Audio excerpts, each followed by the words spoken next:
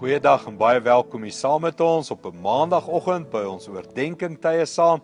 En ek en jy gaan hierdie week saam spandeer rondom die sirkel. God is kreatief en hy vra jou, roep jou en my, nooi ons om hom te volg met ons hele lewe. En dit kom uit die woorde uit dat jy jou naaste moet lief hê soos jouself. Daai selfliefde. Kyk na hierdie skrifgedeelte Matteus 7 vers 12. Doen vir ander alles wat jy graag wil hê hulle vir julle sal doen. Dit is die kern van die wet en die profete. Die kern van die wet en die profete is, doen aan ander wat jy aan jouself gedoen wil hê. Jy sal jou naaste lief hê soos jouself. Die vraag is, hoe wil jy hê mense jou moet behandel of hoe behandel jy jouself? Jy kyk na jouself byvoorbeeld holisties. Jy kyk na jouself met oë van genade.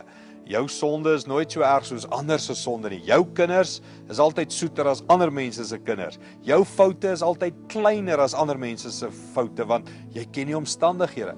Dis waaroor hierdie skrif gaan, dat jy moet ander mense behandel soos wat jy ook jouself behandel. Hoe jy na jouself kyk en hoe jy jouself sien in die lig van Christus en sy genade en vergifnis.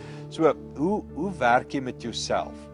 Party van ons is dalk te streng op onsself, te hard op onsself, maar ander kere is ons weer so sag op onsself dat ons alles oorsien. Dalk moet ons iets hiervan vat, na hoe kyk ons en hoe werk ons met ander mense. Dalk moet ons ander mense met dieselfde sagte hande hanteer, hoe ons hanteer of ons kinders hanteer. So kom ons gaan vra vir die Here en ons werk aan en sê, Here, help my om my naaste lief te hê soos myself. Die pad wat ek aan myself doen, laat ek dit aan ander sal doen en die ander so sal behandel. Kom ons bid daarvoor in ons lewe. Hemelse Vader, ons kyk na onsself met 'n ander bril. Ons sien ons omstandighede raak en daarom het ek so opgetree of daarom het ek dit gesê. En ons is soveel keer soveel sagter op onsself, op ons kinders, ons omstandighede as op ander mense. Ons wil ons naaste lief hê soos onsself. Ons wil ander behandel soos wat ons onsself behandel. Dankie daarvoor. Dankie dat U ons gaan help en herinner vandag om so daarna te kyk. Dankie daarvoor in Jesus naam. Amen.